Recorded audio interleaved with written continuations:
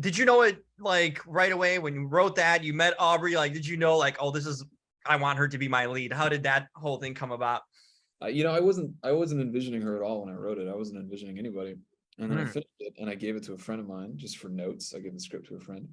And then that friend, he had the idea. He was like, what about Aubrey Plaza?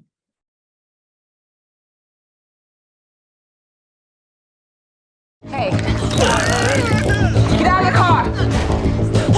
We're serious people. They should be scared of us.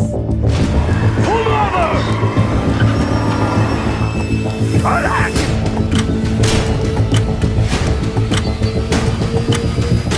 You told me it was a one-time thing with her. I want my cut. I just lost everything! People just keep taking from you until you make the goddamn rules yourself. Wait!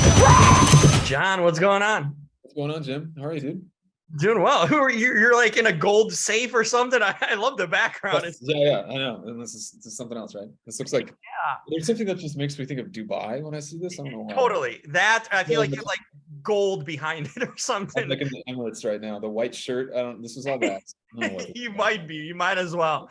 Puts me to shame. You know. Deals, some oil deals. How are you doing, Well, dude? hey, man.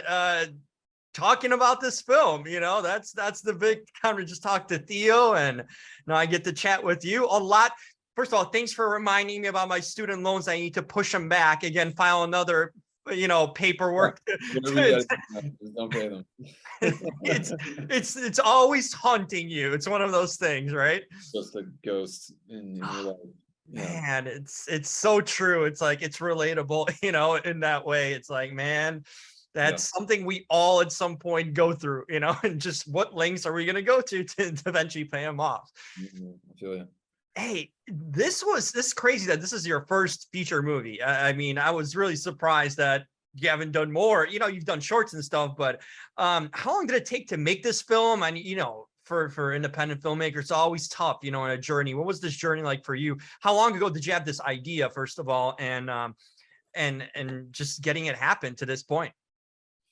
How long ago did I have this idea? I think I wrote the first draft in 2017. That's a while ago. A while ago, yeah. And then I rewrote it, and then I met Aubrey in the summer of 2018, about 4 years ago. And then it was 3 years later for us to shoot the movie.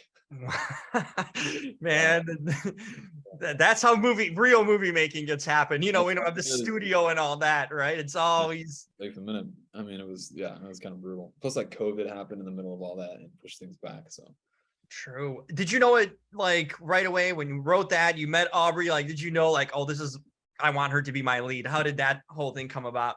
I wasn't envisioning her at all when I wrote it. I wasn't envisioning anybody. And then I finished it and I gave it to a friend of mine just for notes. I gave the script to a friend. And then that friend, he had the idea. He was like, what about Aubrey Plaza?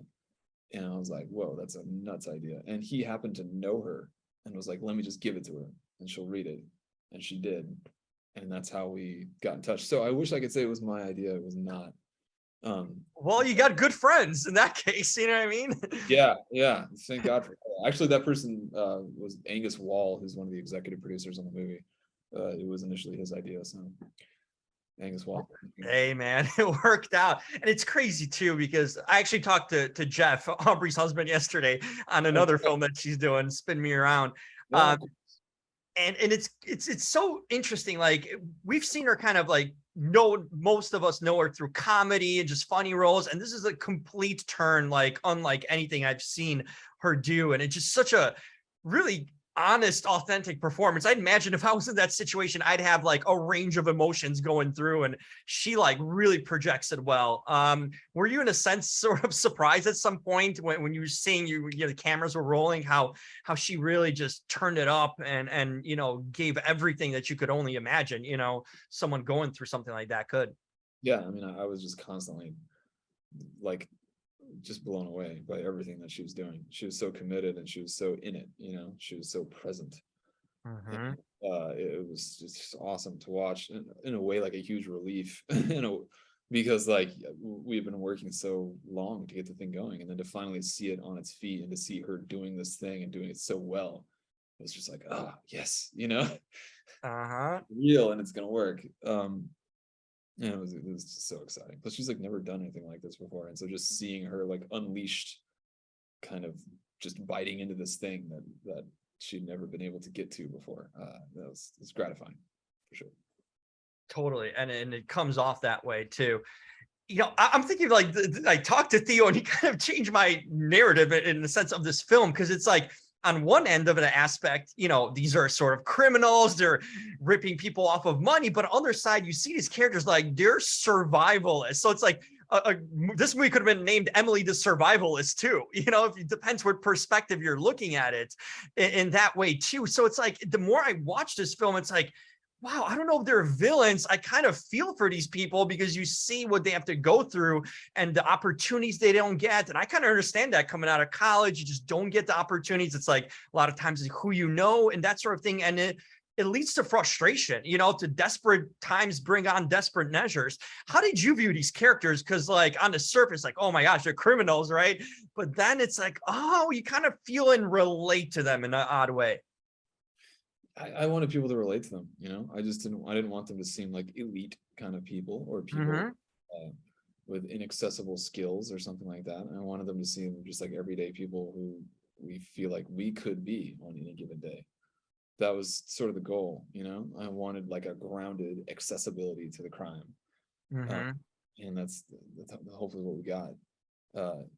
But yeah, you know what it is? It's just like everyone's touched credit card fraud on some level. Like it's probably happened to totally you, right? Yeah, or it's happened to someone or Theo mentioned it just happened to his wife like a week ago or something. It happens all the time, and like it's not like it doesn't happen for no reason. Like there are people out there who are doing this, and so I wanted to kind of pull back the curtain on like, here's something that you tangentially know about but that you probably have never thought about in much depth.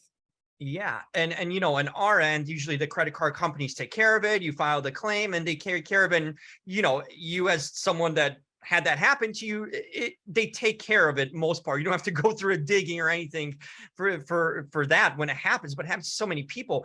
And watching this, like you threw out some intricacies that I didn't even know these were like ways of doing it with that machine and all that sort of stuff. Where did you get that information? Do you have someone like an expert on this, on fraud, kind of show you? Because you delve into like showing that firsthand too, how it kind of happens and unravels. I thought it was super interesting part of the movie too. Good, man. I'm happy to hear that. I mean, how did I research it? The information's out there. It's not hard. It's not like you have to like call some secret number. Like you can just get on YouTube and like, wow, yeah, here's how to make credit cards. Like it's the information is widely available. Scary in a way, Yeah, exactly. But I also I found some people who had done it and I spoke to them about some of the ins and outs. But the machine, for instance, that they use, that embossing machine, is something I found really fascinating. I thought it was particularly cinematic. I thought this looks good on camera because it's tactile. You can see it all. You can kind of, it's not like a computer. It's like, oh, you kind of get it. And I just love that. That's not like an illegal device. That's something you can buy off Amazon. That's insane. You can buy fake credit cards on Amazon, like credit cards with nothing on them. You can buy a card skimmer on Amazon that'll transfer someone's credit card information off of a hard drive onto the magnetic strip. You can buy everything you need off the internet to do. And that's crazy because it's like we face that such an issue, but it's now apparently so accessible too, and it's a good commentary on kind of society that like, yeah, sometimes we create our own problems in a sense, making something that accessible, you know what I mean? And it's like, it breeds this kind of behavior too, right? I know. And it's wild because like credit card companies are constantly updating their security like protocols every year. And then scammers just update their protocols. It's like this constant race. You can make them as secure and insane as humanly possible. And they'll still be, as long as there's human will and human creativity to get around the rules, they will get around the rules. Man, but that also gives you like the simple things like, hey, when they say change your password, maybe change them, you know what I mean? Don't have the same password for everything too. It kind of gives you like a common sense thing too, reminder. Very, very, very true. Right. So true. Man, it's unbelievable, that things like that. It's like, this movie's relatable because it's so relatable to what could happen. Like these are very plausible and realistic characters and people and scenarios. And it's kind of scary to see that, wow, this could have been a documentary in a sort. Yeah, yeah. I hope it feels like that. You know, I wanted Yeah. it to feel like that. So I'm glad that's what you took away. I'm curious, did you have any other ideas for different endings, alternate endings? I'm curious with movies like movies that fascinate me. How many different versions did you have, or was this always kind of the way you wanted to wrap up the story from the beginning? This was always the ending. You know, I always envisioned that being the ending, and I think I had that before I had so many things. Oh wow. But in the editing room, we actually experimented with different endings. We experimented with just ending in the ocean or ending at the bus stop, or you know, like we played with it multiple ways. And yeah, there were some lively debates at the 11th hour about like what we should do. And we almost made some extreme decisions, and but yeah, the ending was always the ending, for better or for worse. And Oh, that's fascinating. Different I- settings and stuff. You know, editing room can change a lot of things, you know. it's very true, man. And the audiences are all a little bit different, and yeah, I don't know. Hopefully we did the right thing. No, I think you guys pulled the right thing. So I'm glad it stayed the way it did, you know, in that way. What else? What do you want to do next? Like, what sort of this is a really interesting story you brought out here as your first big feature. What sort of stories are you want to tell? Do you want to tell these like sort of true to life, almost, you know, it makes you feel weird watching something because it's so authentic, or you want to maybe tell a romantic story or sci-fi? What sort of things are you geared towards? Oh, you know, I'm just going with the wind, man. You know, I'm gonna go with whatever movie I think is compelling and whatever I think I can do well. And we'll see where that goes. I definitely want things to have sort of an emotional integrity to them. I'd like them to feel like they're coming from a real place and that they're not just a total fabrication for the sake of being entertaining. So that'll probably guide me in certain ways. I'm sure you got some ideas lined up already. Huh? I love period pieces. I love to do something that feels like Emily the Criminal, but takes place like during the Civil War or something. So Oh man, imagine what they're probably stealing like apples or something, you know, food, literally. funny that we're joking, but yeah, that's one of the projects I have on the table right now, is that project. Exactly. So yeah, we'll see where that goes. Wow, okay, I'm ready for it. What sort of I'm guessing you're a big movie fan too, or and directors, anything you've seen lately in the theaters or streaming that kind of you really like or recommend? I always like to ask like a filmmaker a question like that. Oh, sure. Yeah. I mean, gosh, what have I seen? I saw Marcel the Shell. Oh, I saw it too. It's like Very cool. He's so good, man. It's so good. So the production designer of Marcel the Shell is also my production designer on this movie. So Oh, really? And that was a hell of a production design. I mean, stop motion and the everything. person who made all that, like the entire tiny world of Marcel the Shell, which took just like thousands of hours, is also the person who created the gritty, disgusting world of Emily the Criminal. Same person. Wow, I love that nugget. That is crazy, because I was so amazed at Marcel the Shell. Like in today's day and age, stop motion, and you have that kind of live action element to it, and just felt so natural. Like it was blended so nicely. So good. It's like a stop motion documentary. Yeah. Oh, that's awesome. The production designer's name is Liz Tunkel, and she's like kind of the best, man. A genius, clearly. Yes, yeah, big time. Just let her do her thing and don't get in her way. She's the best. That's awesome. Well, you must be fortunate too. I mean, you guys showed some gritty LA there too. You know, not the thing that everyone thinks about when you go there. You saw some mean streets in a way.